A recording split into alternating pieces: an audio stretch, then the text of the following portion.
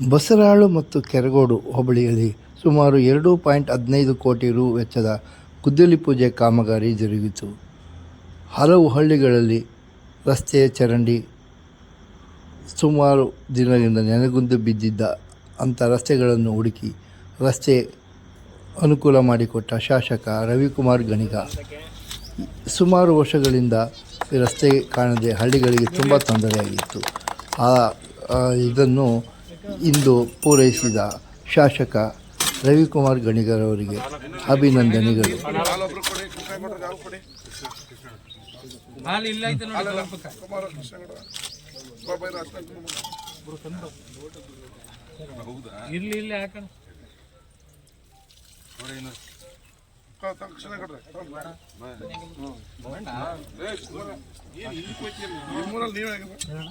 ಶಾಶ್ವತ ಬಳಿ ಅಂತ ಏನ ಮಾಡಕ್ ಕೇಳೋಣ ರೋಡ್ ಆದ್ರೆ ಬರ್ತಾರೆ, ಇನ್ನೊಂದ್ಸಲ ಮಾಡ್ಬೋದು. ಇನ್ನು ಕಟ್ಟಕ್ ಸ್ಟಾರ್ಟ್ ಆಗ್ಲಿಲ್ಲ, ಈಗ ಹೇಳಿ ನೀವು ಆಯ್ತದೆ. ರೋಡ್ ಆದ್ರೆ ಇನ್ನೊಂದ್ಸಲ ಬೇಕಾದ್ರೆ ಹಾಕಬಹುದು.